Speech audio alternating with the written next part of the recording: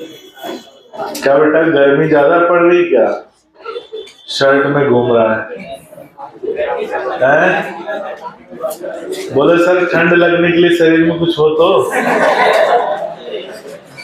हड्डियों को ठंड कहाँ लगेगी? सही बात ना?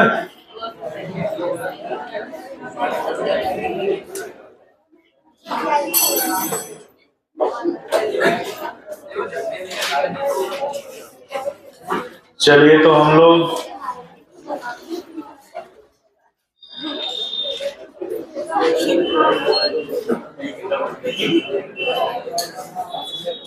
हो गया हलचल।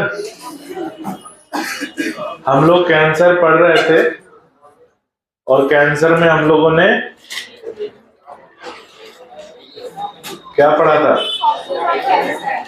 कैंसर के कारक, और कैंसर के कारक को हम कार्सिनोजेन बोलते हैं। क्या बोलते हैं? ठीक है। आखिरी पॉइंट क्या लिखा था? अच्छा लिखो, एक पॉइंट बना के स्टार लगा के लिखना कि कैंसर कोशिकाएं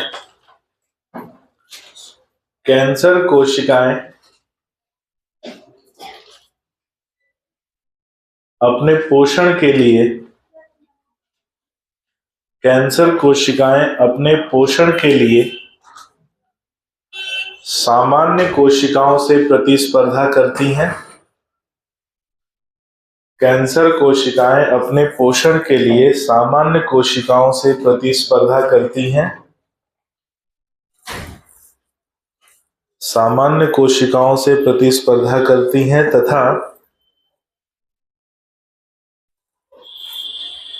तथा उनके पोषक तत्वों को ग्रहण करती हैं। तथा उनके पोषक तत्वों को ग्रहण करती हैं। उनके पोषक तत्वों को ग्रहण करती हैं जिससे सामान्य कोशिकाओं को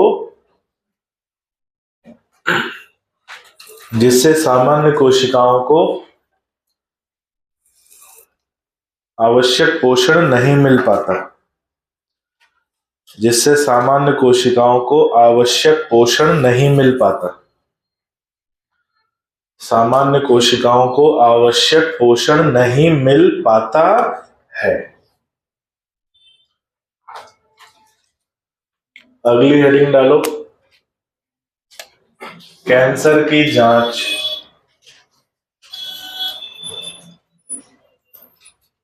अगली हेडिंग डालो, कैंसर की जांच, जिसे हम डिटेक्शन या डायग्नोसिस कहते हैं।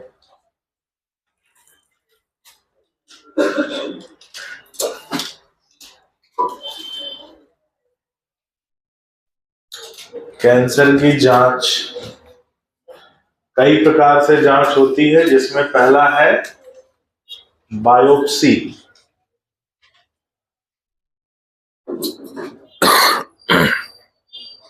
पहला क्या है? बायोप्सी। बायोप्सी क्या होता है? जैसे जहां कहीं ट्यूमर विकसित हो रहा है तो उस ट्यूमर में थोड़े से भाग को काट लिया जाता है और काट कर अलग निकाल लिया जाता है, और फिर उस ऊतक की माइक्रोस्कोप में उस ऊतक का अध्ययन किया जाता है। तो ऊतक को काट कर निकालना क्या कहलाता है? बायोप्सी। और फिर इसका माइक्रोस्कोप में अध्ययन किया जाता है, जिसे कहते हैं हिस्टोपैथोलॉजिकल एग्जामिनेशन। क्या बोलते हैं? Histopathological examination. आई बात समझ में? तो लिखो कि इस क्रिया में ट्यूमर के कुछ भाग को काटकर, इस क्रिया में ट्यूमर के कुछ भाग को काटकर, ट्यूमर के कुछ भाग को काटकर अलग कर लिया जाता है तथा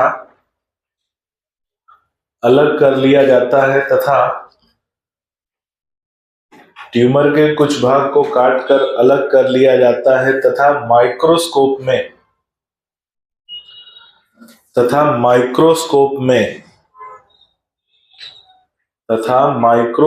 में उस ऊतक का अध्ययन करते हैं।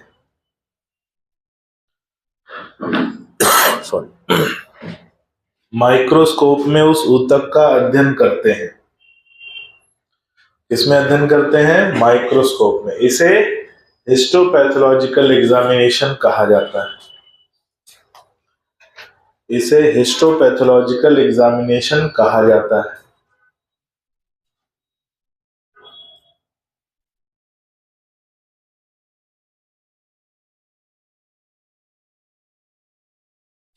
हिस्टोपैथोलॉजिकल एग्जामिनेशन कहा जाता है।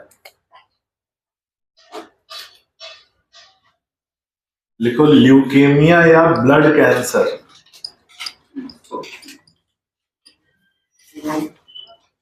ल्यूकेमिया या ब्लड कैंसर की स्थिति में,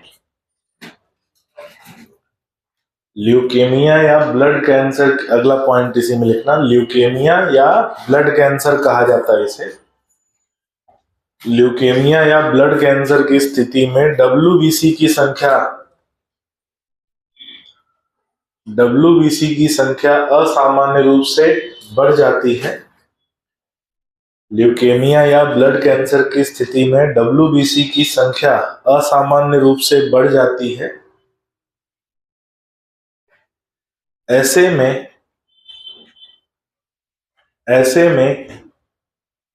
रक्त कोशिकाओं की संख्या के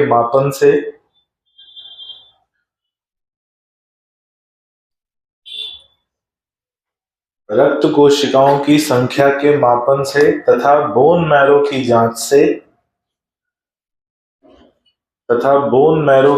से, बोन मैरो यानी अस्थिमज्जा, तथा बोन मैरो की जांच से कैंसर की पुष्टि होती है।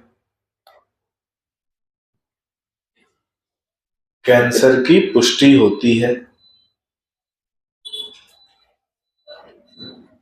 दूसरा आ जाओ, रेडियो डायग्नोसिस।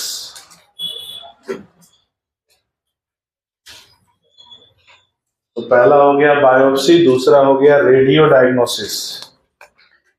रेडियो डायग्नोसिस का मतलब जो हाई फ्रीक्वेंसी वाली तरंगे होती हैं,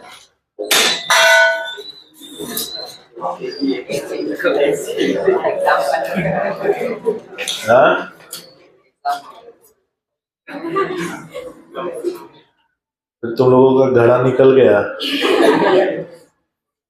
है? बोलने पे भी तुम लोगों को समझ में नहीं आता है कि टेबल जो आप लोगों को दिया गया है कॉपी रखने के लिए है, पेन रखने के लिए है, बैग का पूरा सामान टेबल पे, देखो टिफिन रखा हुआ है टेबल पे, वो तो बैग रखी है, पूरा बोतल की एकदम जैसा लग रहा है। पीछे देखो टिफिन का अंबार लगा, कितनी 4-5 टिफिन रखी हुई है।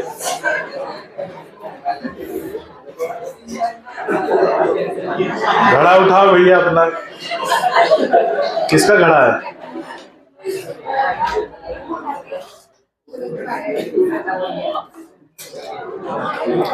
इधर दिखा जरा तो।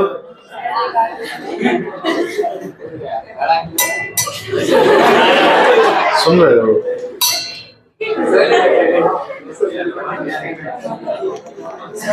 चिपक गया है, अब पिचक गया है। लो, इसको तो किसी को ऐसे मार दो तो उसका सिर।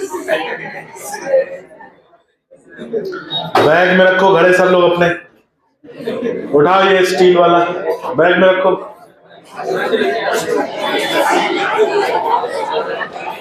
टेबल पे आपके केवल पेन और कॉपी होनी चाहिए, इसके अलावा कुछ नहीं।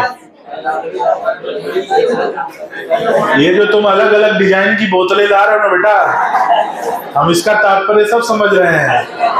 दिखाओ तो जरा।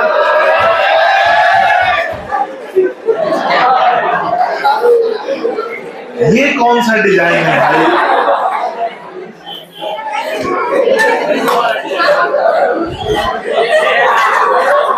ये ऐसा नहीं लग रहा अमिताभ बच्चन की पिक्चर है?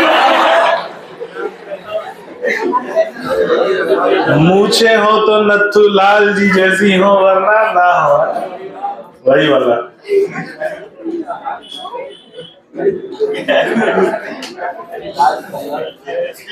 नारंगी, मसाला सादा है, फील आता है।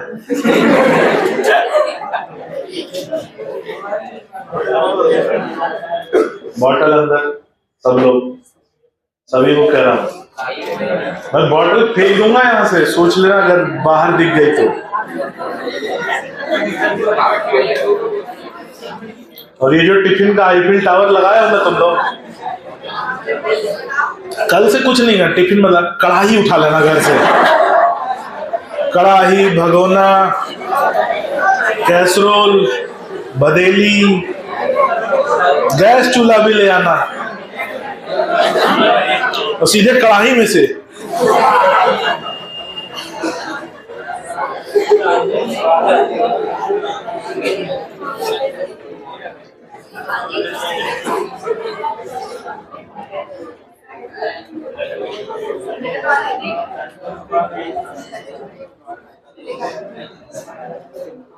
बॉटल अंदर, अंदर करो।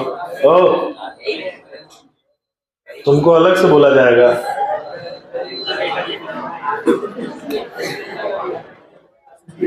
डरा देते तुम लोग, है ना। एक आध दिन हार्ट अटैक हमको आ गया ना, तो यही हम उठा भी नहीं पाओगे, तुम लोग मिल के नहीं उठा पाओगे। उठा लोगे और उठा नहीं पाए, पटक दिए तो कोशिश भी औकात वाली करनी चाहिए। चलो आगे बढ़ते हैं। तो रेडियो डायग्नोसिस का मतलब हो गया एक्सरे हो गया, ठीक है, और मतलब जिसमें हम लोग रेडियो तरंगों का इस्तेमाल करते हैं। किसका इस्तेमाल? रेडियो तरंगों का इस्तेमाल करते हैं, उसे कहा जाता है रेडियो डायग्नोसिस।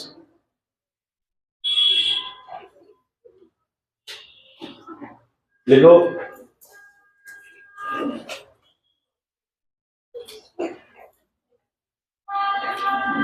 इसके द्वारा जांच कई प्रकार से पाई जाती है। इसके द्वारा जांच कई प्रकार से पाई जाती है।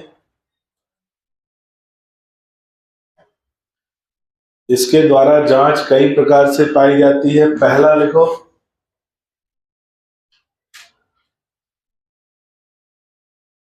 पहला एक्सरे द्वारा जांच कई प्रकार से पाई जाती है। पहला एक्सरे द्वारा,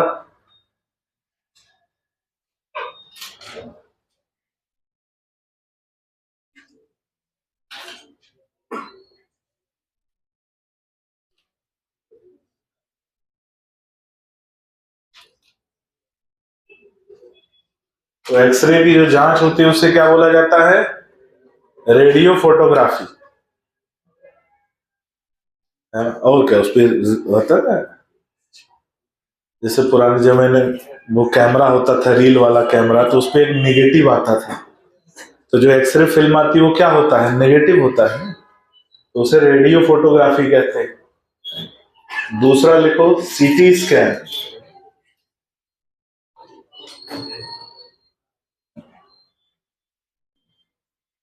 सीटी स्कैन,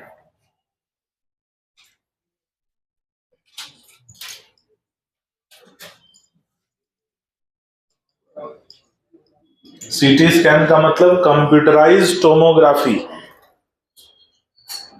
दूसरा है सीटी स्कैन। सीटी स्कैन का मतलब कंप्यूटराइज्ड टोमोग्राफी। देखो, इस क्रिया में एक्सरे का उपयोग करके, सीटी स्कैन में भी किसका इस्तेमाल होता है? एक्सरे का। इस क्रिया में एक्सरे का उपयोग करके, इस क्रिया में एक्सरे का उपयोग करके, एक्सरे का उपयोग करके आंतरिक अंगों की 3D इमेज, आंतरिक अंगों की 3D इमेज, आंतरिक अंगों की 3D इमेज बनाई जाती है। आंतरिक अंगों की 3D इमेज बनाई जाती है, 3D इमेज बनाई जाती है। ये काम किसमें होता है? CT scan. तो सीटी स्कैन में भी किसका इस्तेमाल होता है? एक्सरे का। तीसरा आता है MRI, MRI scan.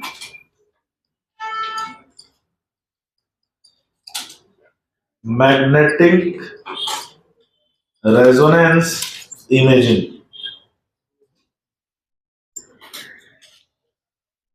MRI scan क्या बोलते हैं? Magnetic resonance imaging.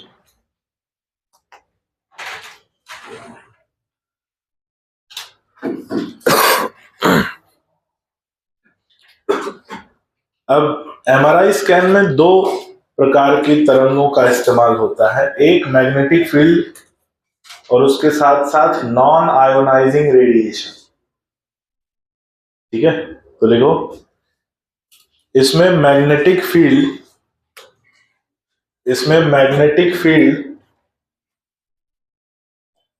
Magnetic field तथा नॉन आयोनाइजिंग रेडिएशन।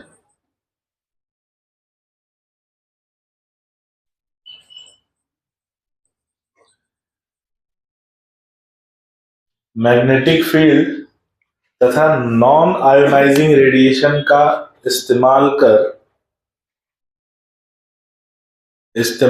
कर सजीव ऊतकों में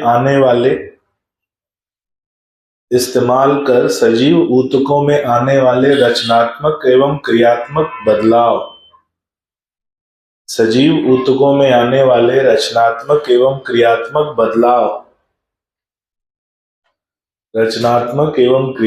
बदलाव की जांच की जाती है। रचनात्मक एवं क्रियात्मक बदलाव की जांच की जाती है। ठीक है, ये हो गई बात किसकी? एमआरआई स्कैन की। आगे लिखो, 2 हो गया, तीसरा लिखो। अरे एक बायोप्सी, दूसरा रेडियो डायग्नोसिस, ये सब तो रेडियो डायग्नोसिस में ही आते हैं। तीसरा लिखो, immunological examination.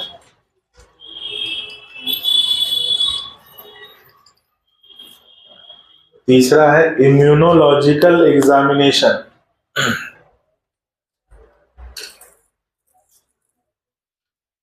Immunological examination.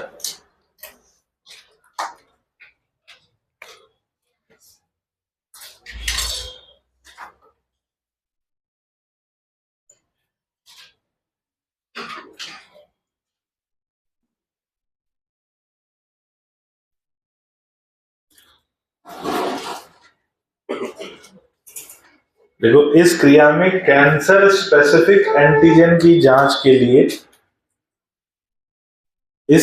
Cancer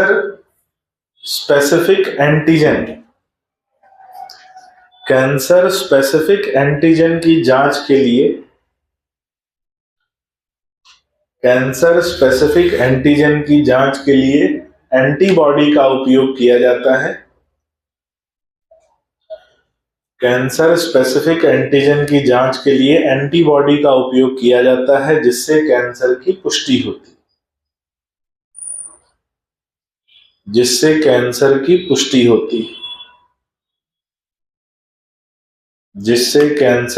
पुष्टि होती है।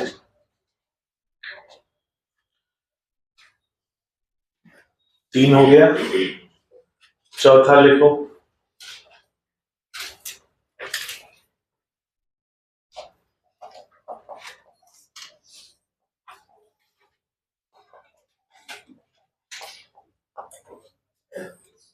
चौथा है मॉलिक्यूलर बायोलॉजी एग्जामिनेशन।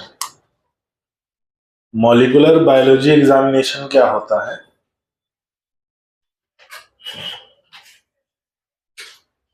जैसे कोई व्यक्ति यदि ऐसे किसी कार्सिनोजेन का सेवन कर रहा है जो नहीं करना चाहिए, तो वो कार्सिनोजेन उसके शरीर में जाएंगे और शरीर में उनका कुछ अंश हो सकता है रक्त में मिले या किसी ऊतक में मिले। तो अगर रक्त की जांच की जाए या ऊतकों की आणविक जांच की जाए और उसमें ऐसे रसायन मिले जो रसायन कार्सिनोजेन है, तो क्या उससे भी शरीर में कैंसर होने की पुष्टि हो सकती है? एकदम हो सकती है। तो जैसे कोई टोबैको ले रहा है तो उसके रक्त में निकोटीन की मात्रा क्या हो जाएगी? बढ़ जाएगी। तो अगर निकोटीन मिल रहा है तो मतलब सुलग दंडी का सुलग रही है। समझ रहे हो नहीं? वही। तो अगर निकोटीन मिल रहा है तो इसका मतलब उसके शरीर में ऐसे रसायन, ऐसे केमिकल उपस्थित है जो कार्सिनोजेन है और उसमें कैंसर होने की संभावना है। कुछ उल्टा सीधा खाओगे तभी तो जाएगा शरीर में। तो अगर शरीर में कुछ उल्टा सीधा पदार्थ मिल रहा है मतलब कुछ हो रहा है, कुछ शरीर में जा रहा है। और वो पुष्टि कैसे होगी? मॉलिक्यूलर बायोलॉजी के एग्जामिनेशन से। तो लिखो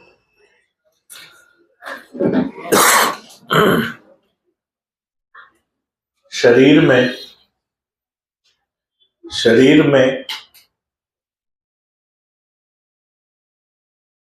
रासायनिक कार्सिनोजेन की उपस्थिति, शरीर में रासायनिक कार्सिनोजेन की उपस्थिति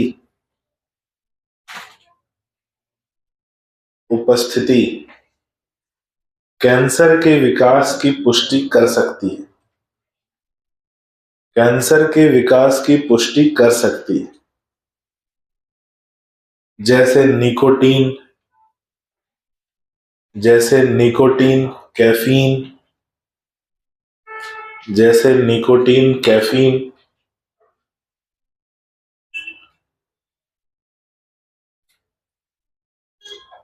तंबाकू का धुआं इत्यादि। निकोटीन, कैफीन, तंबाकू का धुआं इत्यादि। तो यदि ऐसे रसायन की पुष्टि होती है शरीर में तो ये बात सिद्ध हो सकती है कि इसको कैंसर या तो हो सकता है, या कैंसर है तो उसका ये कारण हो सकता है।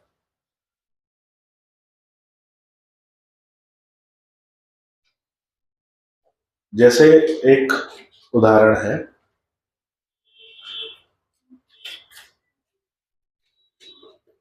कई राजनेताओं की राजनैतिक हत्या हुई है और उसमें कई अलग अलग प्रकार के जहर इस्तेमाल किए गए।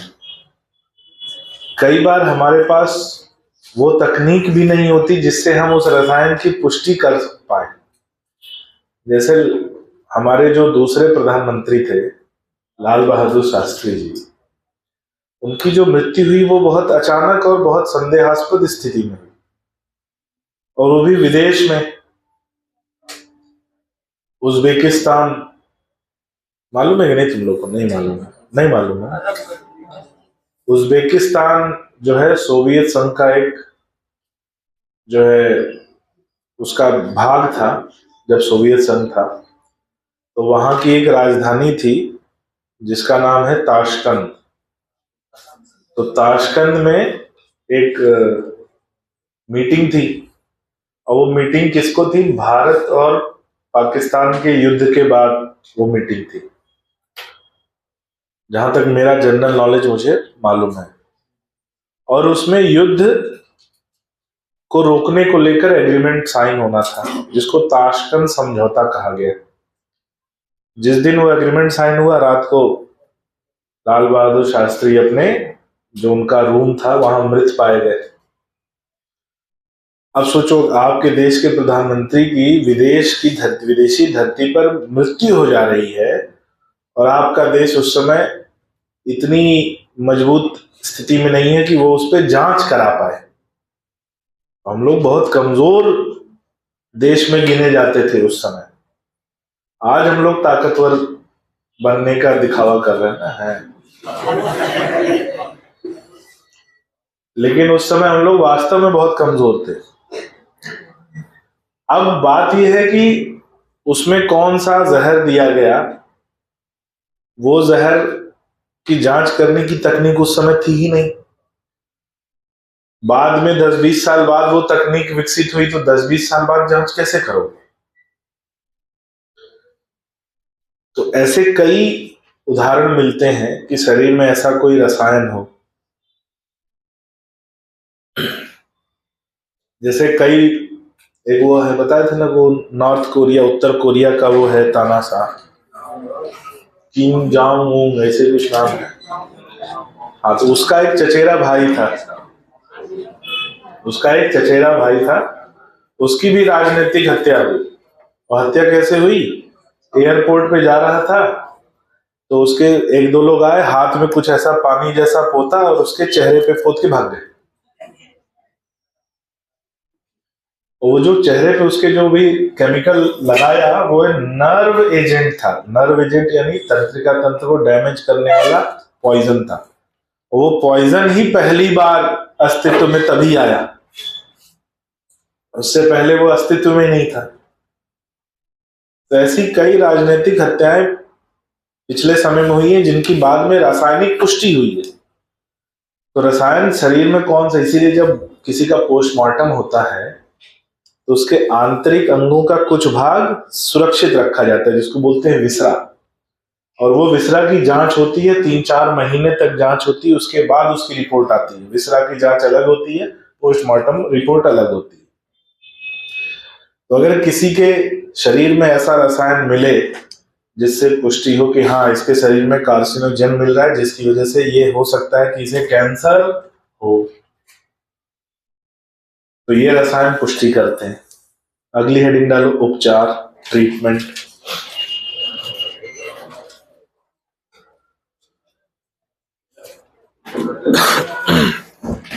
आज अगर ऐसा हो जाए कि हमारा प्रधानमंत्री किसी देश जाए,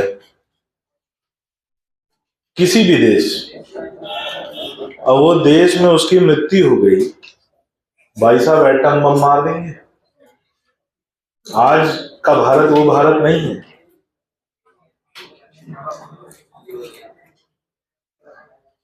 तो आज अगर ऐसा होता है कि प्रधानमंत्री कहीं जाते हैं तो उनका कुक भी यहीं जाता है, राशन भी यहीं से जाता है, खाना भी यहीं के जो कुक है वही बनाते हैं, पानी भी यहीं से जाता है, वहां का कुछ नहीं, बाहर का कुछ नहीं। यहां तक मैं बता दूं, विश्वास नहीं करोगे, वॉशरूम भी वो यहाँ का यूज नहीं करते हैं। ये रियलिटी है। टॉयलेट वगैरह जो यूज है, या तो वो प्लेन में करते हैं यूज, या तो ऐसी कहीं कोई संरक्षित स्थान होता है जहां पर वो एम्बेसी वगैरह में जाते हैं। किसी भी ऐसे स्थान पर कहीं भी नहीं जा सकते। ये रियलिटी में बता रहा हूं। ऐसा नहीं कि चले गए, आओ जरा चाट पकौड़ी खा के आते हैं, ऐसा नहीं होता। कि उस लेवल की सिक्योरिटी जो है ना,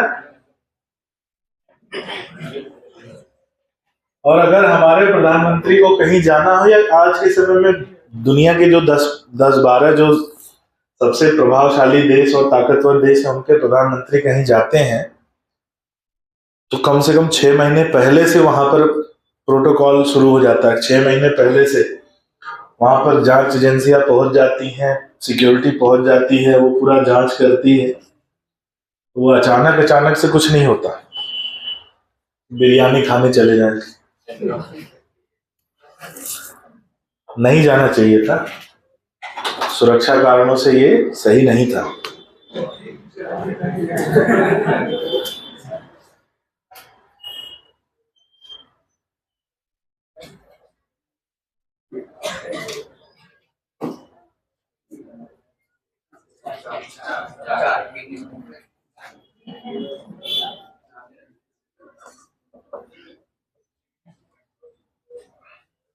उपचार में पहला लिखो,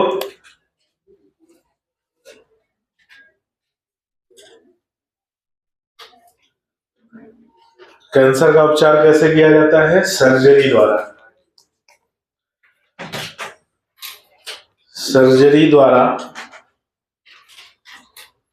सर्जरी मतलब शल्य क्रिया।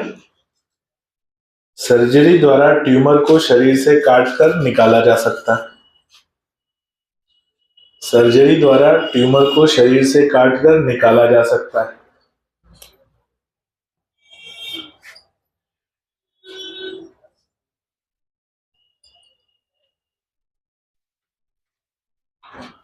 दूसरा लिखो रेडियोथेरेपी। रेडियोथेरेपी, रेडियोथेरेपी में मतलब वही तरंगों का इस्तेमाल करके या रेडियो एक्टिव तरंगों का इस्तेमाल करके कैंसर कोशिकाओं को नष्ट किया जाता है। और इसमें एक रेडियो एक्टिव मटेरियल इस्तेमाल करते हैं जिसका नाम है कोबाल्ट 60। इसका इस्तेमाल किया जाता है कोबाल्ट 60। तो लिखो कि रेडियो एक्टिव तरंगों द्वारा कैंसर कोशिकाओं को नष्ट किया जाता है। कैंसर कोशिकाओं को नष्ट किया जाता है और ये ध्यान रखा जाता है, कैंसर कोशिकाओं को नष्ट किया जाता है और ये ध्यान रखा जाता है, और ये ध्यान रखा जाता है कि सामान्य कोशिकाओं को हानि ना हो। और ये ध्यान रखा जाता है कि सामान्य कोशिकाओं को हानि ना हो। ब्रैकेट में लिखना कोबाल्ट 60। कोबाल्ट 60 एक रेडियो आइसोटोप है। कोबाल्ट 60 एक रेडियो आइसोटोप है। कोबाल्ट 60 एक रेडियो आइसोटोप है जिसका उपयोग रेडियोथेरेपी में किया जाता है। कोबाल्ट 60 एक रेडियो आइसोटोप है जिसका उपयोग रेडियोथेरेपी में किया जाता है। जिसका उपयोग रेडियोथेरेपी में किया जाता है। तो पहला हो गया सर्जरी, दूसरा हो गया रेडियोथेरेपी, तीसरा लिखो कीमोथेरेपी।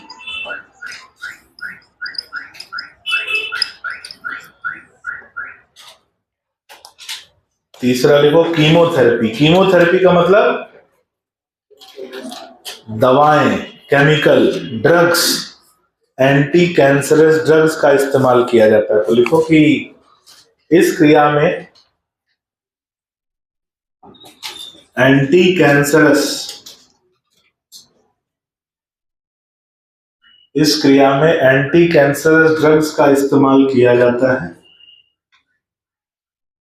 इस क्रिया में एंटी कैंसरस ड्रग्स का इस्तेमाल किया जाता है जो तीव्र विभाजन करने वाली कोशिकाओं पर कार्य करते हैं।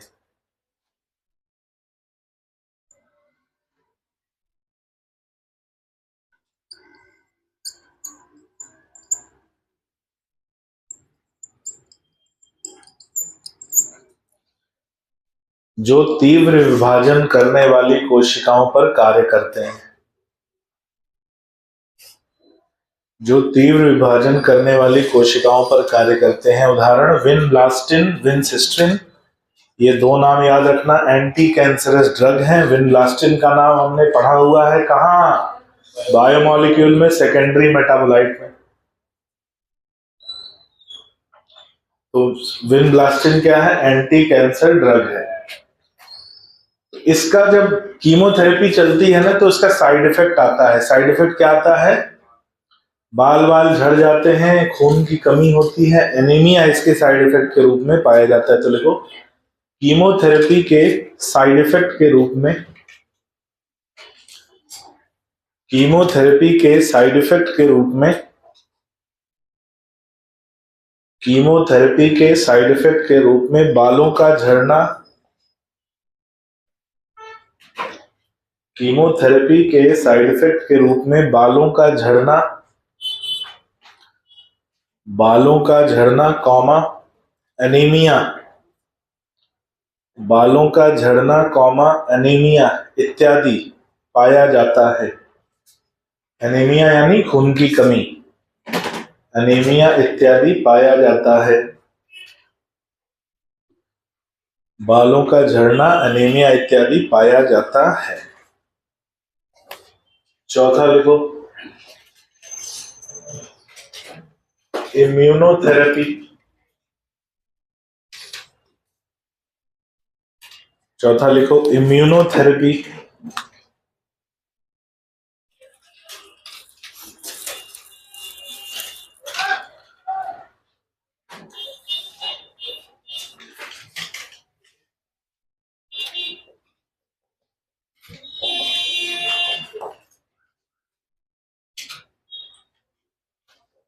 देखो रोगी को अल्फा इंटरफेरॉन,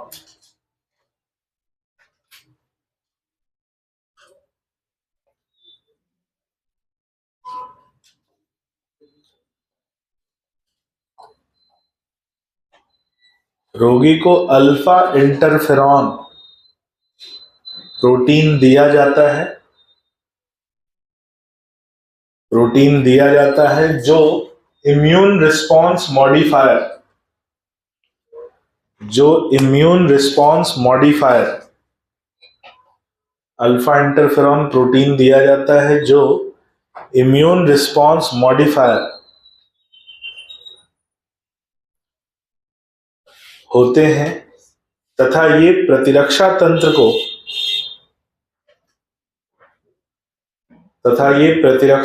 को सक्रिय कर ट्यूमर को नष्ट करने में, प्रतिरक्षा तंत्र को सक्रिय कर ट्यूमर को नष्ट करने में सहायता करते हैं। ट्यूमर को नष्ट करने में सहायता करते हैं। तो ये क्या करते हैं, हमें मालूम है इंटरफेरॉन वायरस के विरोध में कार्य करता है, तो इसका उपयोग किया जाता है। अगर कोई ऑन्को वायरस शरीर पर कार्य कर रहा है तो उसके लिए प्रतिरक्षा तंत्र सक्रिय हो जाए और ट्यूमर कोशिकाओं को क्या करे, नष्ट कर दे। एक पॉइंट स्टार लगा के लिखना कि सामान्य स्थिति में कैंसर का उपचार, सामान्य स्थिति में कैंसर का उपचार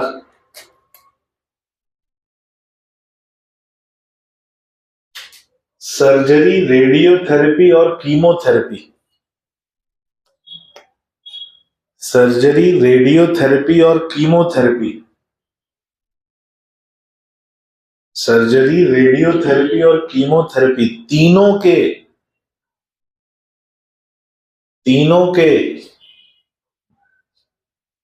मिले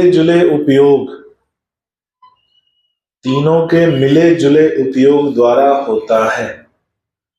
तो सामान्यतः जो उपचार करते हैं उसमें तीनों को उपयोग किया जाता है, किसी एक का नहीं। तीन कौन कौन, सर्जरी, जहां तक सर्जरी संभव हो सर्जरी करो, जहां तक रेडियोथेरेपी संभव हो रेडियोथेरेपी करें, और जहां तक कीमोथेरेपी संभव हो कीमोथेरेपी करें। तो तीनों का मिला जुला उपयोग किया जाता है कैंसर के उपचार।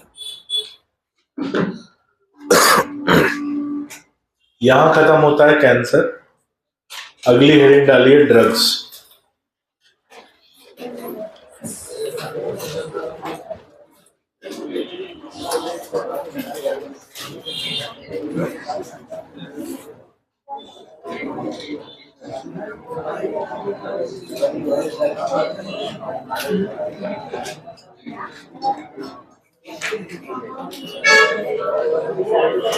अगली हेडिंग डालेंगे ड्रग्स।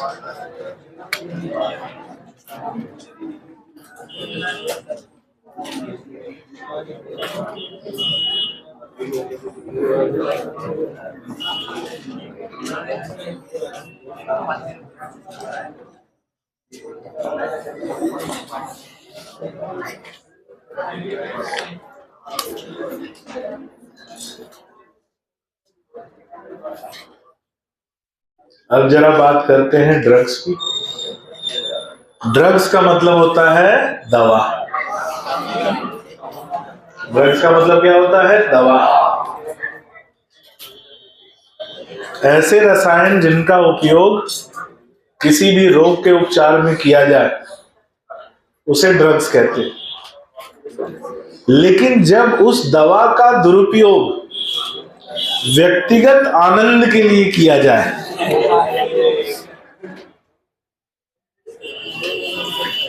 तो उसे ड्रग एब्यूज कहा जाता है, कि मतलब उस दवा की आवश्यकता नहीं है लेकिन ले रहे हैं कि अच्छा लगता है, मजा आता है।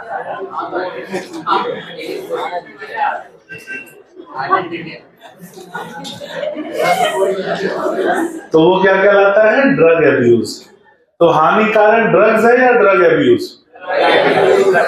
Drug abuse. ड्रग्स को लेकर मैं आप लोगों को थोड़ी सी बातें बताऊंगा। मेरा तो कुछ खास अनुभव है नहीं, लेकिन जितना मैंने पढ़ा है और अनुभवी लोगों देखा है, सुना है, क्या है, परिवार में लोग प्रशासन में है तो जब्ती होती रहती है। तो कहीं गांजा पकड़ में आ रहा है, कहीं कुछ और पकड़ में आ रहा है, बहुत सारी चीजें होती हैं, हमको भी उतना नहीं मालूम है।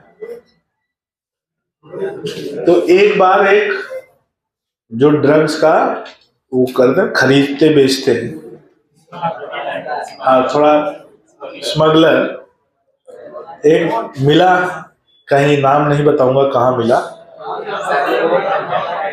कौन था क्यों बताऊं, ऐसे मिल गया कहीं, पकड़ाया था तो उसको बुलाया गया था कोर्ट में। तो घर वालों ने ही जब्ती करी थी, तो जमा होता है, सरकार थाने में जमा होता है, पता चला 4 किलो गांजा जमा हुआ, 3 किलो चूहे खा गए, 1-1 किलो मिला। चूहे खा जाते, चूहों का तो भाई फेवरेट डोज होता है, क्योंकि थाने में कहीं रखा होता है तो चूहे घुस जाते हैं, वो खा लेते हैं। ऐसी कहानियां पुलिस वाले बताते हैं, बाकी उसमें सच्चाई क्या है वो तो पुलिस वाले जाने। मैं बता रहा हूँ, थाने में अगर कहीं कुछ पैक करके रखा है ना, तो जितना रखा उतना मिलेगा नहीं, लिख के ले लो। चूहे खा जाते हैं, ऐसा रिपोर्ट में लिखा जाता है कि चूहे खा गए। बोले 20 लाख का गांजा था, 2 ही लाख का बचा, 18 लाख चूहे खा गए। तो ड्रग एब्यूज की हम बात करें तो हम तुमको एक बात बता रहे हैं, आजकल कितने खतरनाक ड्रग्स मार्केट में घूम रहे हैं। कई ऐसे ड्रग्स हैं, जैसे जनरली क्या होता है कि कोई ड्रग की लत कब लगती है? जब उसको बार बार कोई सेवन करे तो उसकी लत लग जाती है। अब वो ड्रग्स गया जो बार बार एक बार में ही लत लग जाती है, किसी ने एक बार सेवन किया और वो एक बार में ही एडिक्ट हो जाता है।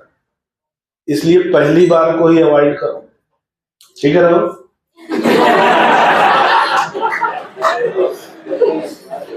पहली बार को ही अवॉइड करो।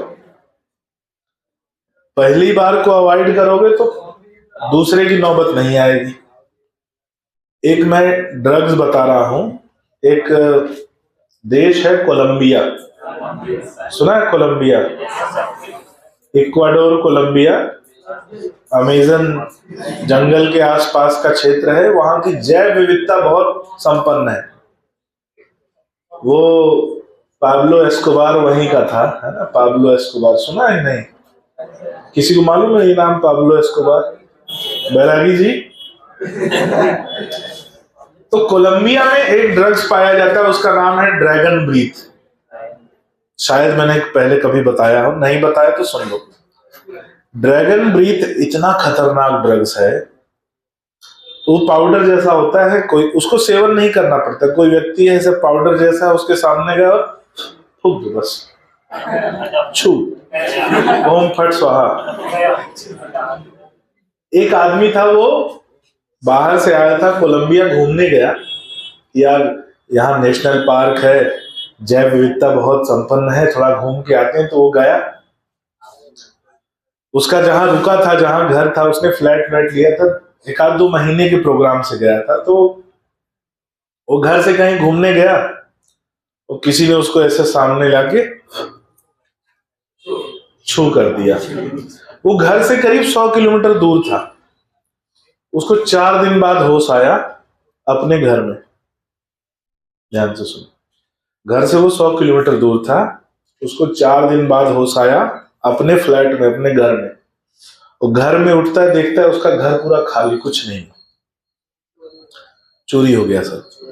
तो वो गया सिक्योरिटी वाले के पास, जो कॉलोनी की सिक्योरिटी होती है, वो बोला भैया मेरा घर का सामान सब चोरी हो गया। कहाँ गया? बोले सामान तो सब वो लोग ले गए जो आपके साथ आए थे। बोले अरे साथ आए थे, सामान ले गए, तुमने रोका नहीं? बोले हम क्या रोके, आप ही तो सामान रखवा रहे थे।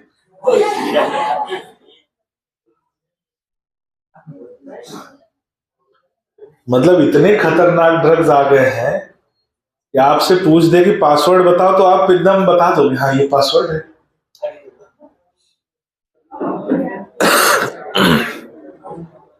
इस लेवल के ड्रग्स आ चुके हैं, उसका सेवन नहीं करना पड़ता।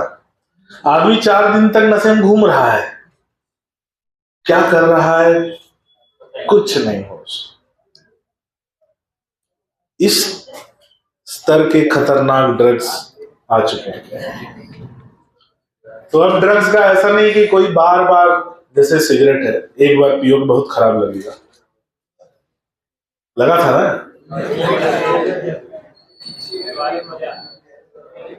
क्यों गुनगुन?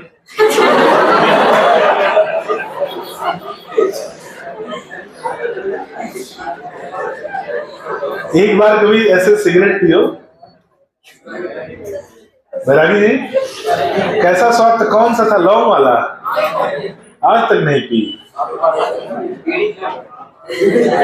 बीड़ी नहीं, पीछे कुछ है सताए हुए, पवित्र कहाँ है? आया है? नहीं आया, आज आया था, चला गया, लेट हो रहा होगा। तो इधर कौन छुप के बैठा है भाई?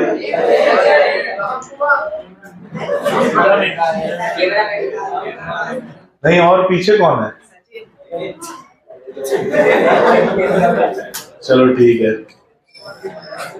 तो सिगरेट जैसे होता है, मैं बता रहा हूँ, ऐसा होता है, कोई एक बार पिए तो उसको बड़ा गंदा लगता है, खांसी आसी आ जाती है, फिर उस दोबारा 3 बार 4 बार, फिर उसको ऐसा 10-15 बार, ऐसा मुझे लगता है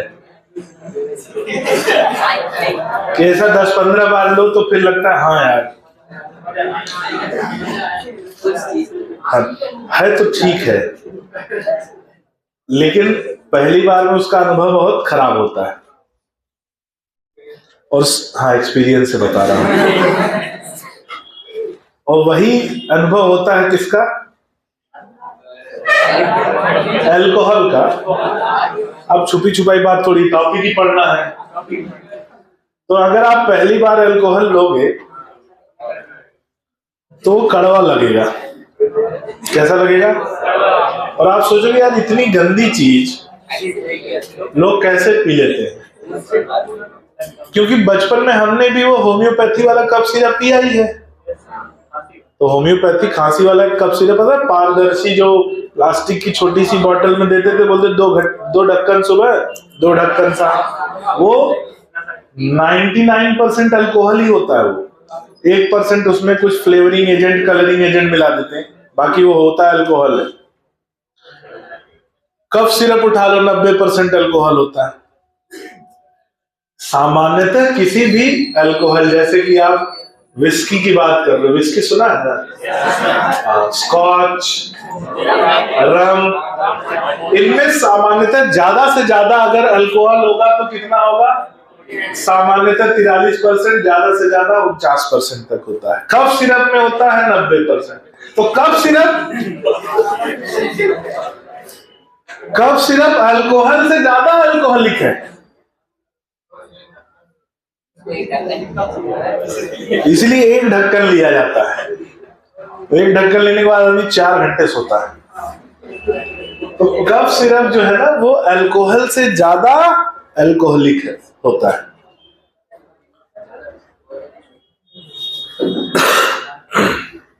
खांसी हो रही है, मुलेठी उलेठी खाएंगे। अब सुनो ध्यान से, सामान्यतः कुछ अल्कोहल आपने नाम सुना ही होगा। क्या सुना है? हाँ कह रहे, क्या सुना है? हाँ हाँ, बियर तो जानते ही होंगे।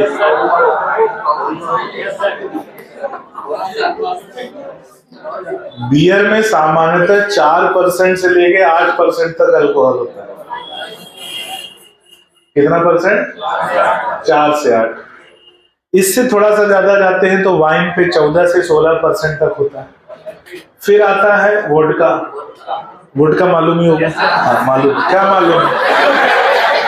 तुमको सब मालूम है हर चीज में। हाँ हाँ, वोडका कैसे बनता है? आलू से। वोडका बनता है आलू से। बियर बनता है गेहूं और ज्वार से। रम सुना होगा। रम बनता है गुड़ से।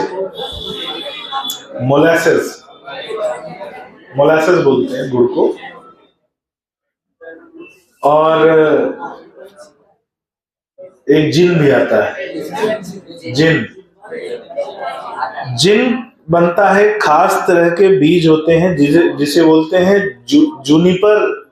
जूनिपर बेरी बोलते हैं। जूनिपर बेरी सुना है? बोलो हाँ। जूनिपर बेरी से जिन बनता है। तुम लोग को नॉलेज के लिए बता रहा हूँ। फिर वाइन बनता है। वाइन बनता है जनरली फल से, अंगूर या दूसरे ऐसे फल इस्तेमाल किए जाते हैं। तो इंडियन वाइन जो है महुआ को बोलते हैं। महुआ इंडियन वाइन होती है वो प्रॉपर, जो महुआ से बनती है ना, देसी वाली। सुना ही होगा। इनमें सब में ज्यादा से ज्यादा जो अल्कोहल होता है वो 43 से लेके 49% होता है। बहुत अलग अलग तरह के अल्कोहल होते हैं, हमको भी पूरा नहीं मालूम है। अभी पीएचडी चल रही है। जानती हो ब्रांडी? ब्रांडी जो है रम का ही रूप होता है। हाँ, बढ़िया वाली रम को ब्रांडी बोलते हैं और बढ़िया वाली विस्की को स्कॉच बोलते हैं। उसमें सिंगल माल्ट आती है। सिंगल माल्ट अब तुम लोग को क्या बताएं हम, जाने दो। अभी महुआ तक की बात करते हैं अपन। जब डॉक्टर बनने आना तब। क्या बोल रहा है? हंटर कौन सी होती है? हंटर वो चाबुक होता है ना। हंटर कौन सी है? हंटर बियर होती है, बहुत घटिया बियर है। अच्छी वाली जाननी होगी तो शाम को मिलो।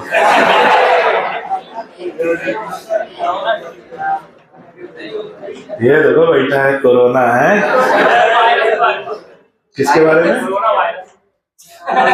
नहीं, तुम्हारा तात्पर्य हम बहुत अच्छे समझ रहे हैं। कोरोना एक अच्छी ब्रांड की बियर है। कोरोना है, हेनिकेन है, कार्लसबर्ग है, टूबर्ग है। अरे यार क्या मतलब, जिस गली जाना नहीं तो क्या उसका पता भी नहीं होगा मालूम?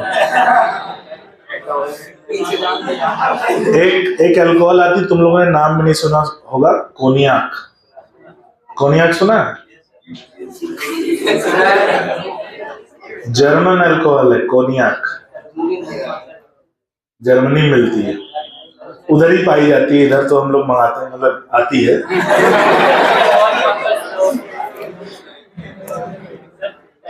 वो सबसे बेहतरीन कफ सिरप होता है कोनियाक। उसमें लगभग 70% कफ सिरप होता है। अरे हम लोग बात कर रहे हैं ड्रग्स की, अल्कोहल पे भी आएंगे। तो ड्रग्स का मतलब हो गया कि ऐसी दवाइयां जिनका दुरुपयोग अपने व्यक्तिगत आनंद की अनुभूति करने के लिए किया जाए, उसे हम कहते हैं ड्रग अब्यूज। आगे बात समझे? अब हमारे सिलेबस में वैसे तो ड्रग्स के बहुत सारे प्रकार हैं, लेकिन हमारे सिलेबस में 3 प्रकार के ड्रग्स का वर्णन किया गया। कितने प्रकार के?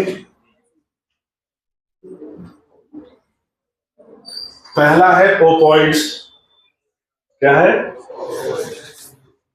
दूसरा है कैनाबिनॉइड्स और तीसरा है कोका एल्कलॉइड्स। बाकी के बारे में भी है थोड़ा थोड़ा, दो दो तीन तीन लाइन, ज्यादा उसके बारे में गहराई नहीं जानना है, लेकिन इन तीन को हमें विशेष तौर पर देखना है। तो तीन प्रकार के ड्रग्स हमें पढ़ने हैं। इनका स्रोत क्या है, ये होते कैसे हैं, इनका प्रभाव क्या होता है, जानने की कोशिश करते हैं। तो लिखो ड्रग्स, हेडिंग डालो सबसे पहले ड्रग्स। ऐसे रसायन जिनका उपयोग दवाइयों के रूप में, ऐसे रसायन जिनका उपयोग ऐसे रसायन जिनका उपयोग दवाइयों के रूप में रोग के उपचार के लिए किया जाए, ऐसे रसायन जिनका उपयोग दवाइयों के रूप में रोग के उपचार के लिए किया जाए, दवाइयों के रूप में रोग के उपचार के लिए किया जाए, रोग के उपचार के लिए किया जाए, उसे रोग के उपचार के लिए किया जाए, उसे ड्रग्स कहा जाता है।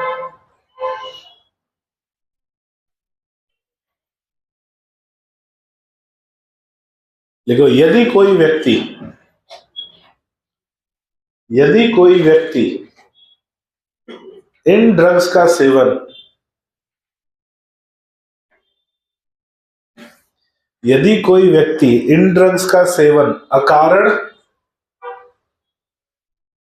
इन ड्रग्स का सेवन अकारण व्यक्तिगत आनंद की अनुभूति के लिए, अकारण व्यक्तिगत आनंद की अनुभूति के लिए, व्यक्तिगत आनंद की अनुभूति के लिए करता है, तो उस अवस्था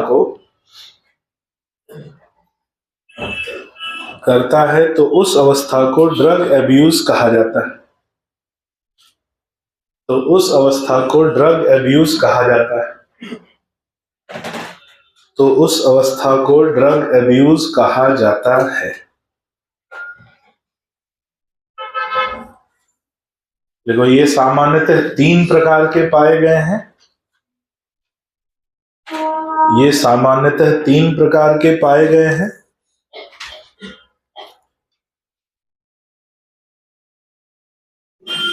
सामान्यतः तीन प्रकार के पाए गए हैं, ओपॉइड्स, कैनाबिनॉइड्स और कोका एल्कलॉइड्स।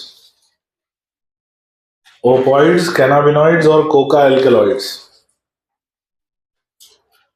ओपॉइड्स, कैनाबिनॉइड्स और कोका एल्कलॉइड्स। पहली हेडिंग डालो ओपॉइड्स।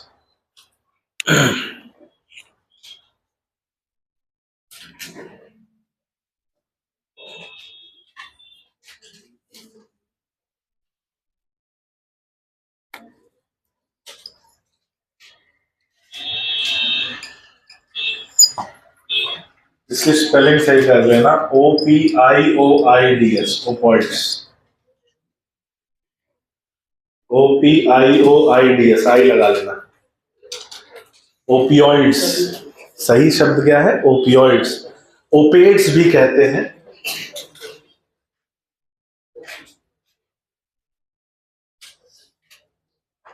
और क्या कहा जाता है?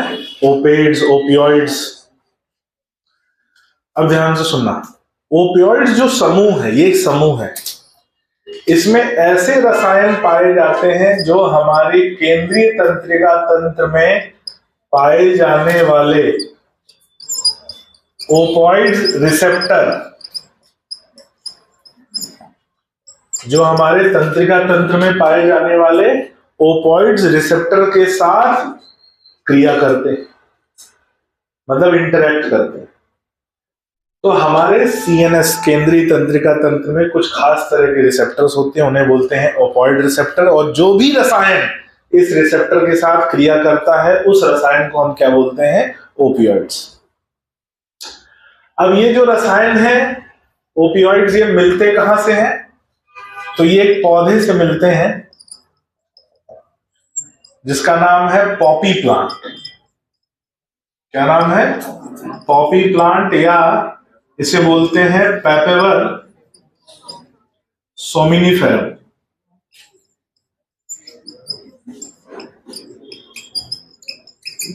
क्या बोलते हैं? पॉपी प्लांट या पेपेवर सोमिनिफेरम। सामान्य भाषा में इसे अफीम का पौधा कहा जाता है। क्या कहा जाता है? तो अब इस पौधे में एक कैप्सूल जैसा संरचना होती है। जब इसमें फूल आता है तो फूल आने से पहले कैप्सूल रहता है, बल्ब जैसी संरचना। उस बल्ब जैसी संरचना के ऊपर ऐसे चीरा लगाया जाता है। तो जैसे पपीता होता है, उसके ऊपर कट लग जाए तो दूध निकलता है सफेद रंग का। इस पे जब ऐसा चीरा लगाते हैं तो इसमें से एक गुलाबी रंग का, जामुनी या गुलाबी रंग का एक पदार्थ निकलता है, और वो सूखने के बाद काले रंग का पेस्ट बन जाता है। यही जो काले रंग का पेस्ट है, इसी को बोलते हैं ओपियम या अफीम। क्या बोलते हैं? ओपियम या अफीम। समझ में आया? आप कभी घर में जाना, किचन में मसाले का डब्बा खोलना, खड़े मसाले जहां रखे हों, उसमें सफेद रंग के छोटे छोटे दाने, सरसों की तरह सफेद रंग के छोटे छोटे दाने होते हैं, जिन्हें बोलते हैं पोस्ता या खसखस। सुना है? पोस्ता का दाना या खसखस बोलते हैं उसे। इसी का बीज होता है। वो खाने में उसको कोई कोई ऐसी परेशानी नहीं है। गमले में मत उगाना उसको। ऐसा नहीं है कि थोड़ा सा निकालना है, मार्केट से 10 रुपए का 20 रुपए का खरीद लाया और गमले में उगा रहे हैं। उगेगा, लेकिन उगाना नहीं। एनडीपीएस एक्ट में 2 लाख जुर्माना और नॉन बेलेबल वारंट होता है, मतलब उस पर जमानत नहीं होती। 10-20 साल लोग अंदर रह जाते हैं। हाँ। क्या? एक पौधा, आधा पौधा हो तब भी, ये ना मिले पौधा मिल जाए तब भी, पत्ती मिल गई तुम्हारे घर में तब भी एनडीपीएस एक्ट में उठा ले जाएंगे। तो वो खसखस का जो बीज होता है, उसमें कोई भी ओपियम का अंश नहीं होता। उसका उपयोग मसाले के लिए किया जाता है। बहुत उसका स्ट्रॉन्ग फ्लेवर होता है, उसका एक स्वाद आता है, जायका भोजन का बढ़ जाता है। लेकिन कभी उसको उगाना नहीं। ऐसा नहीं कि थोड़ा सा लिए गमले में डाल के रोज पानी दे रहे हो, उग गया। उगाना इल्लीगल है, उसको उगाना इल्लीगल है। ठीक है? भारत में अफीम की खेती करने के लिए लाइसेंस लेना पड़ता है, और कुछ ही ऐसे क्षेत्र हैं जहां पर अफीम की खेती होती है। मंदसौर में थोड़ा सा होता है, राजस्थान में होता है, गाजीपुर में होता है। यही 2-3 जगह है जहां पर खेती होती है। तो ये जो काले रंग का पेस्ट निकला सुखाने के बाद, वो पेस्ट क्या है? ओपियम। पेस्ट क्या है? ओपियम। अच्छा, इसी ओपियम को अगर थोड़ा सा डाइल्यूट कर लो, डाइल्यूट मतलब थोड़ा उसको साफ कर लो, प्रोसेस कर लो, उसमें उसका घोल बना लो, तो प्रोसेस करने के बाद उससे बनता है मॉर्फिन। क्या बनता है? और मॉर्फिन का उपयोग किया जाता है सर्जरी में। जब कोई किसी की सर्जरी करते हैं तो उसमें मॉर्फिन का उपयोग किया जाता है। किस रूप में? पेन किलर के रूप में और स्लीप इंड्यूसिंग के रूप में। तो पेन किलर के रूप में जब उपयोग करते हैं तो उसे एनाल्जेसिक कहा जाता है।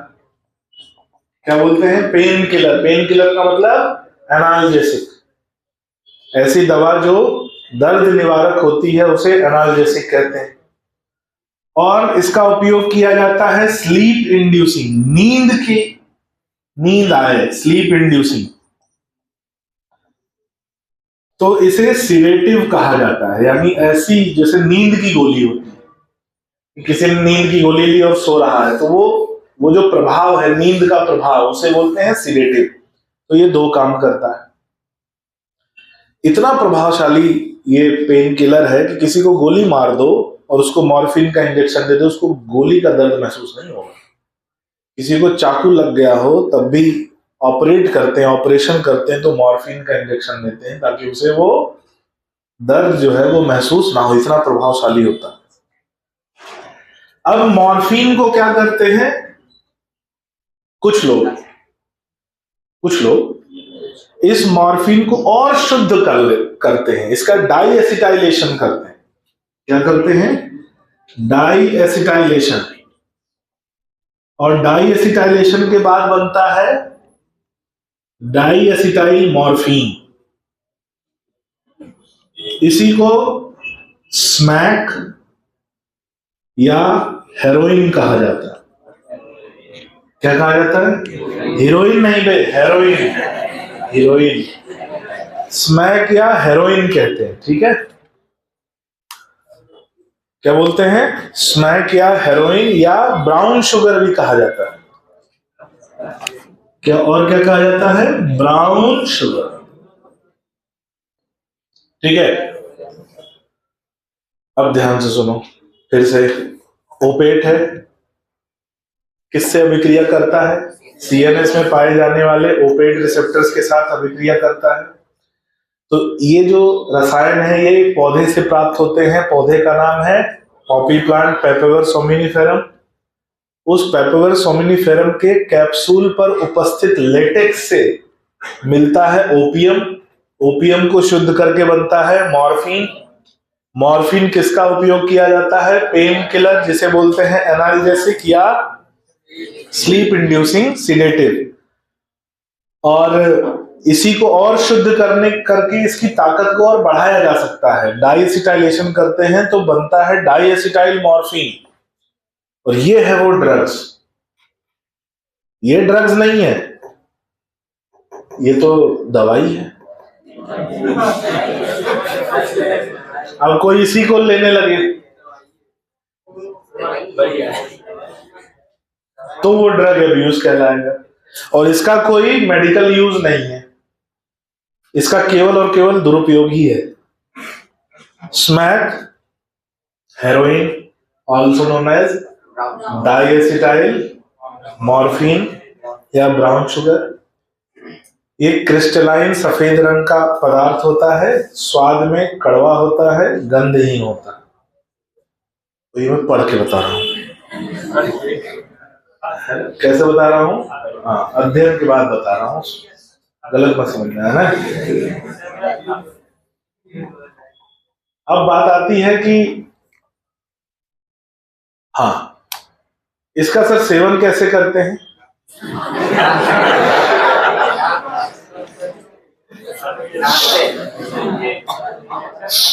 है ना, तो सूंघकर, जिसे बोलते हैं स्नॉर्टिंग, इनहेलिंग, या इंजेक्शन के रूप में गरम करके, चम्मच में गरम करते हो पिघलता है।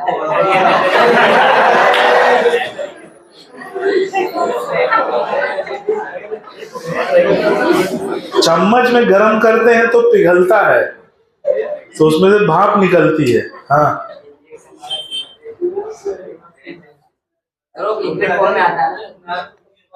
कहाँ सीखे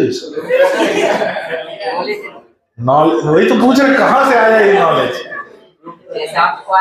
नहीं, हमने तो पढ़ा, ये सब एनसीईआरटी की बात बता रहा हूं मैं। एनसीईआरटी में चम्मच तो नहीं लिखा है कि चम्मच के ऊपर डाल लें।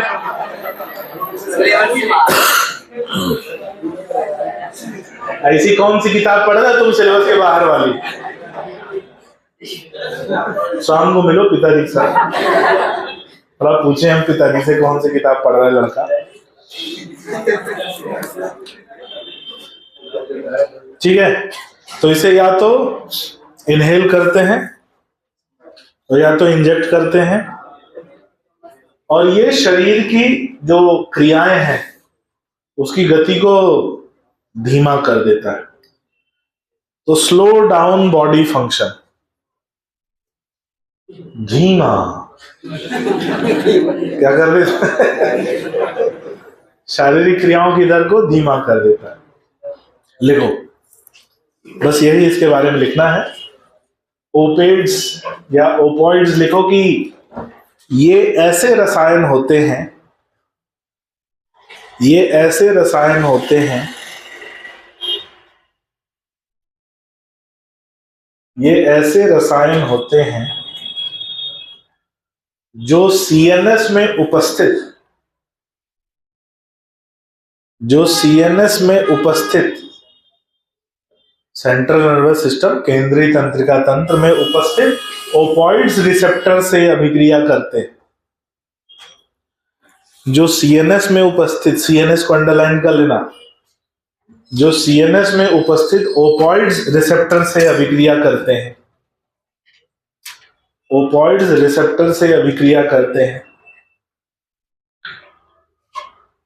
देखो, ये रसायन एक पौधे से प्राप्त किए जाते हैं,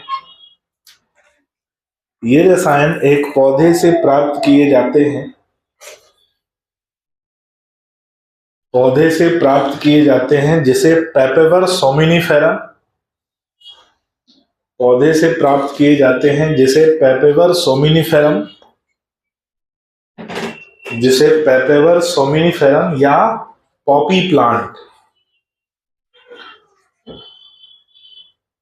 पेपेवर सोमिनिफेरम या पॉपी प्लांट कहा जाता है। पेपेवर सोमिनिफेरम या पॉपी प्लांट कहा जाता है।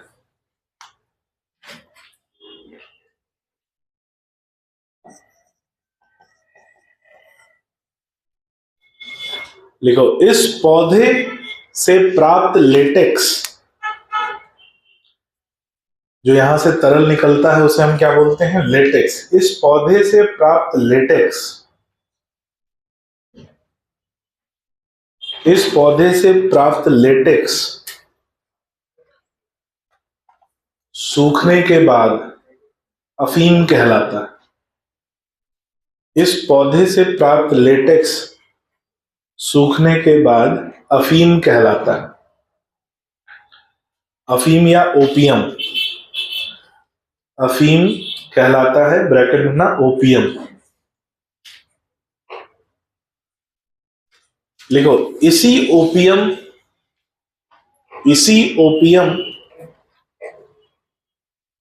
से मॉर्फिन का निर्माण होता है। इसी ओपियम से मॉर्फिन का निर्माण होता है। इसी ओपियम से मॉर्फिन का निर्माण होता है। अगला पॉइंट, मॉर्फिन का उपयोग, मॉर्फिन का उपयोग चिकित्सा विज्ञान में, मॉर्फिन का उपयोग चिकित्सा विज्ञान में दर्द निवारक,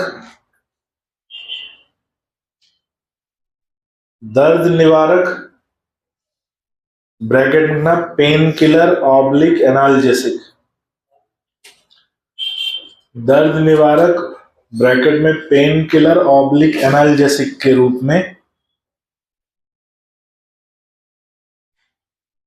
एनाल्जेसिक के रूप में तथा निद्रा कारक, एनाल्जेसिक के रूप में तथा निद्रा कारक, निद्रा कारक यानी स्लीप इंड्यूसिंग, निद्रा कारक या sleep inducing sedative, sleep inducing sedative के रूप में किया जाता है।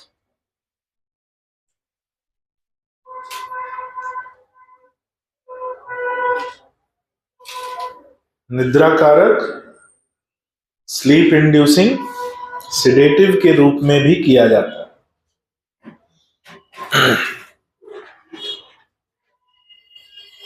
अगला पॉइंट लिखो कि सर्जरी के दौरान मॉर्फिन,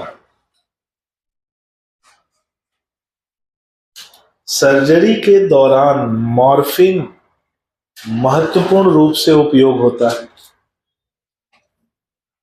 सर्जरी के दौरान मॉर्फिन महत्वपूर्ण रूप से उपयोग होता है। मॉर्फिन महत्वपूर्ण रूप से उपयोग होता है। अगला पॉइंट स्टार लगा के।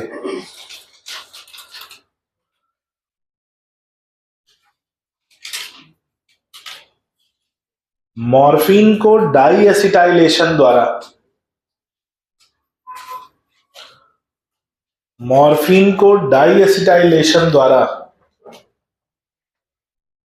मॉर्फिन को डाईएसिटाइलेशन द्वारा और अधिक प्रभावी रूप में मॉर्फिन को डाईएसिटाइलेशन द्वारा और अधिक प्रभावी रूप में और अधिक प्रभावी रूप में बदला जाता है, जिसे डाईएसिटाइल मॉर्फिन और अधिक प्रभावी रूप में बदला जाता है, जिसे डाईएसिटाइल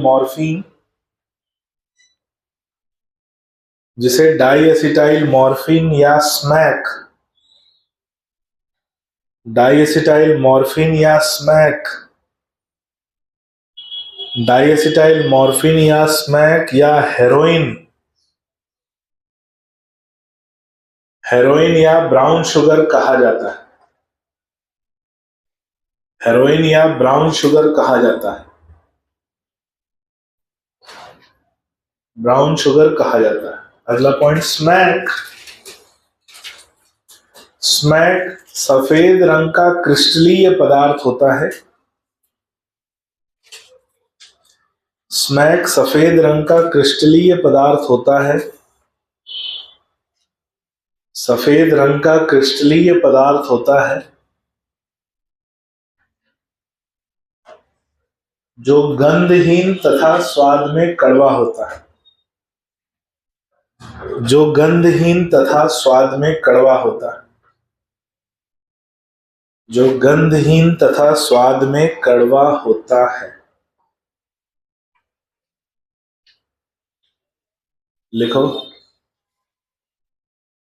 इसका सेवन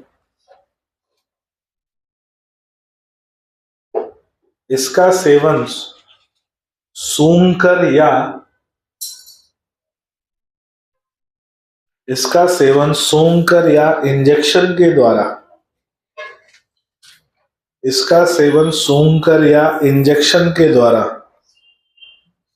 किया जाता है। इंजेक्शन के द्वारा किया जाता है। अगला पॉइंट,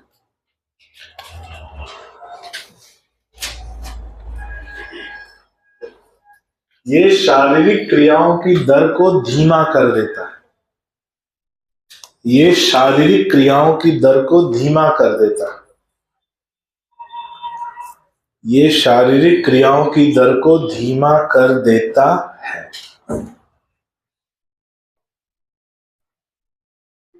ये हो गया पहला ड्रग्स, ओपियोइड्स। दूसरा हेडिंग डालो, कैनाबिनॉइड्स।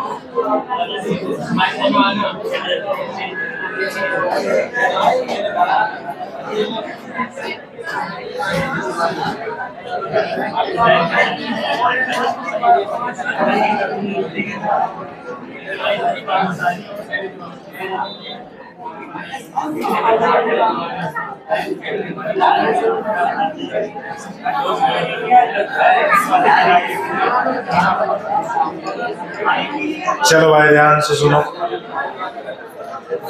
कैनाबिनॉइड रिसेप्टर या बोला जाए कैनाबिनॉइड्स की बात करें तो ये ऐसे ड्रग्स का समूह है या ऐसे रसायन का समूह है जो रसायन मस्तिष्क में पाए जाने वाले कैनाबिनॉइड रिसेप्टर के साथ क्रिया करते हैं। ओपियोइड रिसेप्टर सीएनएस में था, कैनाबिनॉइड रिसेप्टर केवल मस्तिष्क में पाया जाता है।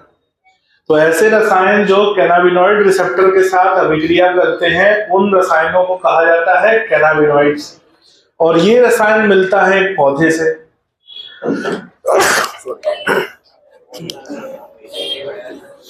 ये रसायन मिलता है पौधे से। पौधे का नाम है कैनबिस सटाइवा। क्या बोलते हैं? कैनबिस सटाइवा, या इसे हेम्प प्लांट कहा जाता है। क्या कहा जाता है? कैनबिस सटाइवा या हेम्प प्लांट। सामान्य स्थिति में हम इसे भांग का पौधा बोलते हैं, है ना। हेम्प प्लांट, होली में जो अपन पत्ती वत्ती तोड़ के लाते हैं ना जिस पौधे से, तो उस पौधे का नाम है हेम्प प्लांट। अब इस पौधे के या कैनबिस सटाइवा, इस पौधे के अलग अलग भाग हैं। इसके फूल के जो ऊपरी भाग है, पेटल्स जिसको फ्लावर टॉप बोलते हैं, पत्तियां हो गई, रेजिन हो गया, इन सबसे अलग अलग प्रकार के कैनाबिनॉइड्स मिलते हैं, जिसमें मुख्य कैटेगरी कौन कौन सी आती है? चरस, गांजा, हशीश, marijuana और भांग।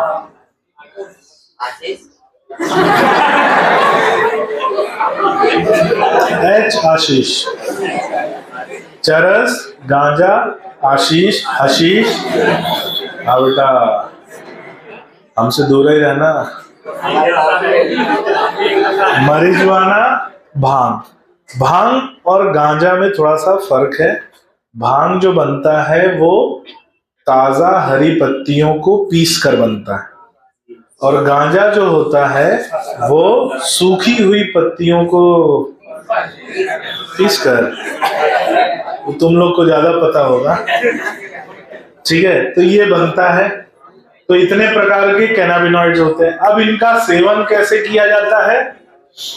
सब धुआं है, धुआं। स्मोक करते हैं, या तो इसे चबाते हैं, यानी मुख द्वार से इसका सेवन चबाते या पी लेते हैं, छाछ में मिला देते हैं, ठंडाई में है ना। तो ओरली लेते हैं यानी मुख द्वार से सेवन।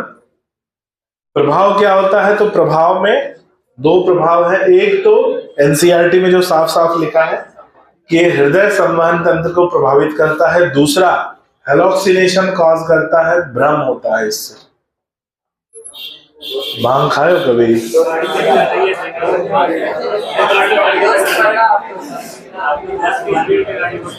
हाँ, वही वाला याद है ना तुम लोगों को? भ्रम बहुत तगड़ा होता है। आगे हम लोग डिस्कशन करेंगे इस पे। तो भ्रम जिसे हेलोक्सिनेशन कहा जाता है, यानी ऐसे रसायन है जो भ्रामक स्थिति पैदा करते हैं। जैसे नहीं, कुछ लोग रहते हैं ऐसे बोलते हैं कि हमको ऐसा लगा कि इस दीवार से कोई दौड़ते हुए निकला और इस दीवार में घुस गया। अब वास्तव में तो ये संभव नहीं है क्या? लेकिन उसको दिखाई देता है। तो ये बाहर की स्थिति नहीं है, अंदर का केमिकल लोचा है। जैसे एक मैं आप लोगों से एक मानसिक रोग की स्थिति को मैं आप लोगों से डिस्कस करना चाहता हूं। जैसे एक मानसिक रोग की स्थिति आती है जिसे बोलते हैं स्किज़ोफ्रीनिया। क्या बोलते हैं? स्किज़ोफ्रीनिया। इसी का जो ऊपरी रूप है वो है बाइपोलर डिसऑर्डर, जो हनी सिंह को हुआ है ना। स्किज़ोफ्रीनिया में क्या होता है? जो व्यक्ति है उसे भ्रामक चीजें दिखाई भी देती हैं, सुनाई भी देती। मतलब समझना, हम जो बोलते हैं कि मनोरोगी जो होते हैं, तो मनोरोगी इसलिए नहीं होते हैं कि वो दिमाग उनका खराब हो गया, इसलिए कि उन्हें ऐसी चीजें वास्तव में दिखाई देती हैं और सुनाई देती हैं जिस पर वो विश्वास नहीं कर पाते। जैसे समझो, मैंने एक व्यक्ति जो कि स्किज़ोफ्रेनिक था उससे बात की, तो उसने बोला कि सर मेरे साथ ऐसी स्थिति है, जैसे मान लो मैं कोई घटना के बारे में सुन लूं या कोई घटना अखबार में पढ़ लिया। जैसे हमने अखबार में पढ़ लिया कि कहीं कोई बस जा रही थी और वो बस का एक्सीडेंट हो गया, 4 लोग मर गए। बोलते सर अगर ये मैंने पढ़ लिया ना, ये इंफॉर्मेशन दिमाग में फीड हो जाती है, फिर अगर मैं रूम में अकेले बैठा हूं तो मुझे वो दिखाई देता है कि आंख के सामने बस जा रही है, एक्सीडेंट हुआ, 4 लोग मर गए, और वो मुझे सारी चीजें आंख के सामने दिखाई देती हैं, आवाजें सुनाई देती हैं। तो ऐसा नहीं कि कोई आवाज कर रहा है, स्थिति समझना। उसका कहना सर ऐसा नहीं, मुझे मालूम है कि ऐसा नहीं हो रहा है, लेकिन मुझे वो दिख रहा होता है। अब मुझे समझ में नहीं आता कि मैं अपने देखे हुए पर और अपने सुने हुए पर विश्वास करूं कि नहीं करूं, क्योंकि भाई सारी चीजें न्यूरॉन्स का है खेल। न्यूरॉन्स, और न्यूरॉन्स केमिकल पे काम करता है। केमिकल इधर उधर हुआ, न्यूरॉन्स उत्तेजित होने लगेंगे। अब जो ध्वनि उत्पन्न भी नहीं हो रही वो भी आपको सुनाई देने लगी। सारा खेल तो न्यूरॉन्स का है। अब स्थिति समझो, उसका कहना कि सर मैं कई बार ऐसा होता है रास्ते पे जा रहा हूं तो मुझे अपनी तरफ आता हुआ ट्रक दिखाई देता है। अब वो ट्रक वहां है नहीं, लेकिन मुझे दिख रहा है। तो अब मैं ये जजमेंट नहीं कर पा रहा हूं कि ये ट्रक है कि नहीं। अब स्थिति समझो, उसकी मानसिक स्थिति, उसको मालूम है कि नहीं ये नहीं हो सकता, लेकिन अगर हुआ तो। अब वो कहता है सर चलते चलते मैं रोड के किनारे हो जाता हूं। क्यों? मुझे रोड पे ट्रक आता हुआ दिख रहा है। अब मेरे साथ कोई चल रहा है तो वो तो यही सोचेगा, अरे यार इसको पागल है क्या। बोले कि सर मैं अपने देखे हुए पर और अपने सुने हुए पर विश्वास नहीं कर पा रहा हूं कि मैं जो देख रहा हूं वो सही है, मैं उसको सही मानूं कि नहीं मानूं, और जो मैं सुन रहा हूं मैं सही मानूं कि नहीं मानूं। बोले मुझको दिखाई देता है, जैसे कोई बॉटल है, बॉटल यहां रखी है, मुझको दिखाई देता है कि ये बॉटल उड़ रही है, उड़ते हुए रूम में तैर रही है और फिर जाके वहां रख गई। अब बोलता कि मैं ये देख रहा हूं, अब मैं उस पर विश्वास करूं कि नहीं करूं। अगर आप या कोई भी इस स्थिति में फंस जाए तो अब वो सोच नहीं पाएगा कि यार दुनिया मेरे बारे में क्या सोचेगी, कि जो घटना मैं देख रहा हूं आंखों के सामने मैं उस पर विश्वास करूं या नहीं करूं। इसीलिए हम उन्हें मनोरोगी कहते हैं। तो मनोरोगी जो होते हैं ना, मानसिक रूप से जो विक्षिप्त होते हैं, वो बस इसलिए परेशान होते हैं कि जो मैं देख रहा हूं उसको बाकी लोग स्वीकार क्यों नहीं कर रहे हैं। मान लो वो जा रहा है, ट्रक आ रहा है, वो सोच ले कि नहीं ट्रक मुझे दिख रहा, बाकी को नहीं दिख रहा, ट्रक सच में है।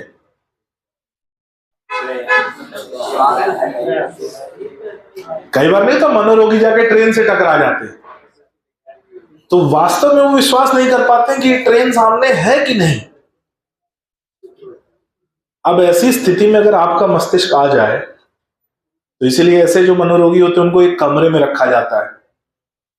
क्योंकि अगर मान लो तुम्हारा न्यूरॉन डैमेज हो गया, डिस्टर्ब हो गया, तुमको लोगों की चीखें सुनाई दे रही,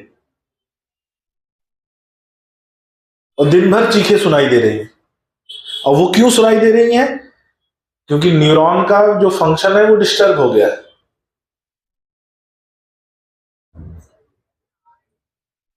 तो उसमें उस व्यक्ति को, क्या वो व्यक्ति द्वेष का हकदार है या उसके प्रति हमारे मन में सहानुभूति होनी चाहिए? सहानुभूति होनी, क्योंकि वो व्यक्ति खराब नहीं है, उसके शरीर में कुछ केमिकल लोचा हुआ है जो जिसपे उसका नियंत्रण नहीं है। वो अपने देखे और सुने पर विश्वास नहीं कर पा रहा है कि मैं जो देख रहा हूं वो सही है या जो मैं सोच रहा हूं वो सही है। ये होते हैं मनोरोगी। तो ये बताओ, अब अगर ये सच्चाई तुमको आज पता चली, तो अब उनको लेकर तुम्हारे मन में क्या आ गया?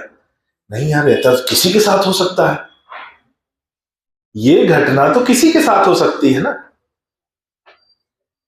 आपके साथ हो जाए, किसी परिवार के व्यक्ति के साथ हो जाए। जैसा कि बुढ़ापे में जाते जाते एक अल्जाइमर रोग होता है।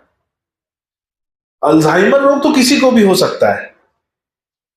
डोपामिन का स्तर, डोपामिन क्या है मैं बता रहा हूं। डोपामिन एक तरह का न्यूरोट्रांसमीटर है जो हमारे मस्तिष्क की सामान्य स्थिति को बनाए रखने के लिए जरूरी है। कभी डोपामिन का लेवल बढ़ता है तो अपन खुश हो जाते हैं, डोपामिन का लेवल कम हो जाता है अपन डिप्रेस हो जाते हैं। तो जब भी कभी होता है ना मूड स्विंग होना,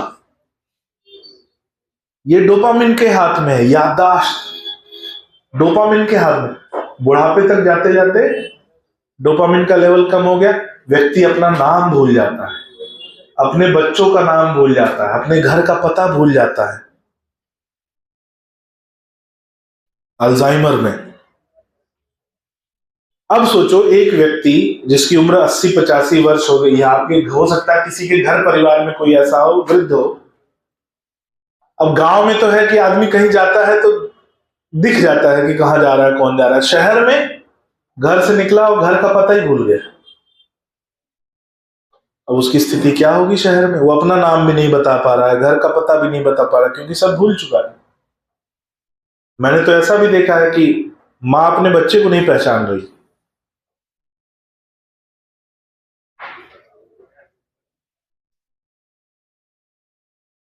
और कई बार ऐसा भी होता है कि उसके मन में कोई बहुत पुरानी याददाश्त अटक के रह गई है, कि उसको ऐसा लग रहा है कि उसका बच्चा अभी 2 साल का ही है या 4 साल का है, वो स्कूल गया है। अब वो याददाश्त मन में इतनी गहराई तक बैठ गई है कि अल्जाइमर में कुछ याद नहीं है, बस वो याद है बच्चा 30 साल, 35 साल, 50 साल का हो गया, लेकिन उसको याद है कि वो अभी 8 साल का स्कूल गया है, तो मैं उसको बस स्टॉप लेने जा रहे हैं।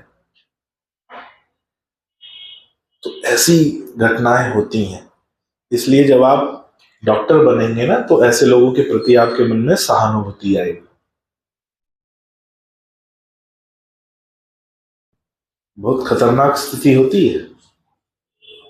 आपको अपने देखे पर, अपने सुने पर विश्वास नहीं होता। नींद में चलना भी स्किज़ोफ्रेनिया का ही एक भाग है। Split disorder, split personality. अपरिचित देखा था? अपरिचित मूवी, वो जो स्विच करता है, नहीं देखी है? एक बार में वो बहुत गुस्सैल बन जाता है, एक बार में बहुत दयालु बन जाता है। गजब की एक्टिंग किया है, मतलब देखने के बाद लगता है कि यार क्या शानदार एक्टिंग किया है। एक बार में वो बहुत क्रोध आ जाता है, एक बार में बहुत सौम्यता आ जाती है। नहीं, हमारे अंदर भी ये है, लेकिन वो हमारा टैलेंट है। है ना राहुल? कम लेना है ना, डोज कम करो। आगे अभी अगली क्लास में लक्षण बताऊंगा मैं, तब तुमको समझ में आएगा कि मैं क्यों बोल रहा हूँ। ठीक है सलोनी, हर चीज में यस सर। तो लिखो कैनाबिनॉइड्स ये ऐसे रसायन होते हैं, कैनाबिनॉइड्स ये ऐसे रसायन होते हैं जो मस्तिष्क में पाए जाने वाले, ये ऐसे रसायन होते हैं जो मस्तिष्क में पाए जाने वाले, जो मस्तिष्क में पाए जाने वाले कैनाबिनॉइड रिसेप्टर के साथ, जो मस्तिष्क में पाए जाने वाले कैनाबिनॉइड रिसेप्टर के साथ अभिक्रिया करते हैं, जो मस्तिष्क में पाए जाने वाले कैनाबिनॉइड रिसेप्टर के साथ अभिक्रिया करते हैं। लिखो ये रसायन एक पौधे से प्राप्त होते हैं जिसे, ये रसायन एक पौधे से प्राप्त होते हैं जिसे कैनबिस सटाइवा, ये रसायन एक पौधे से प्राप्त होते हैं जिसे कैनबिस सटाइवा या हेम्प प्लांट कहा जाता है, जिसे कैनबिस सटाइवा या हेम्प प्लांट कहा जाता है।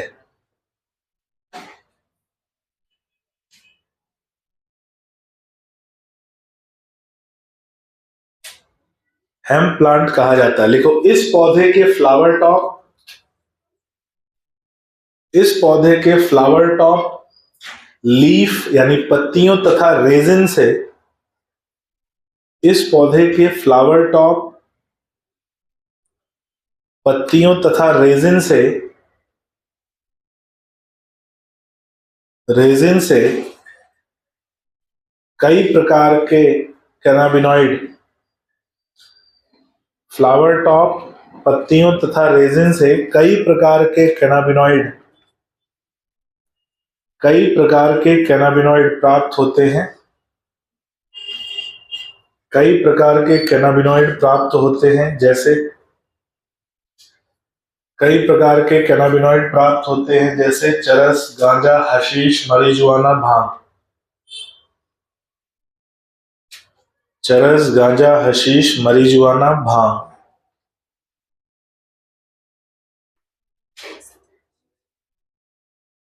चरस, गांजा, हशीश, marijuana, भांग।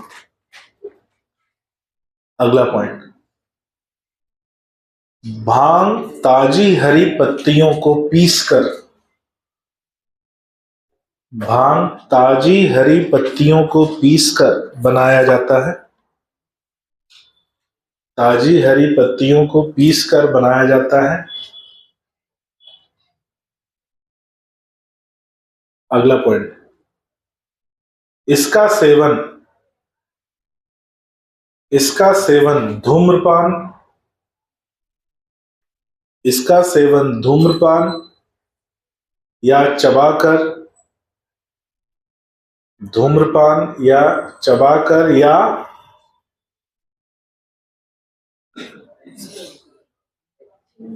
मुख द्वार द्वारा सेवन, चबाकर या मुख द्वार द्वारा सेवन किया जाता है।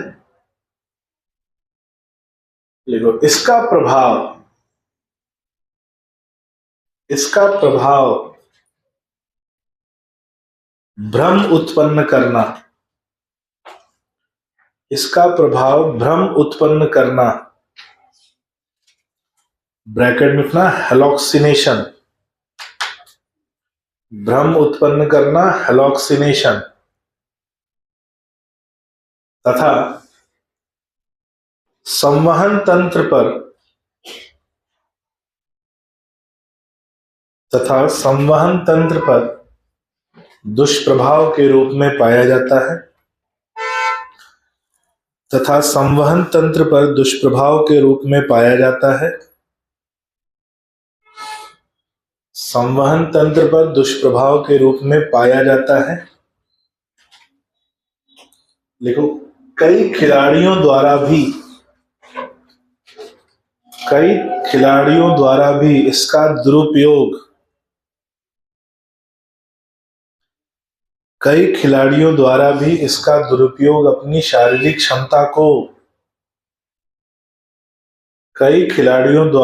इसका दुरुपयोग अपनी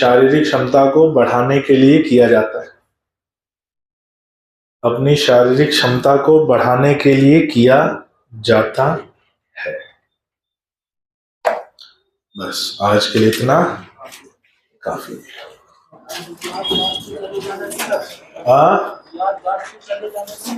नहीं, इसका नहीं, आगे है।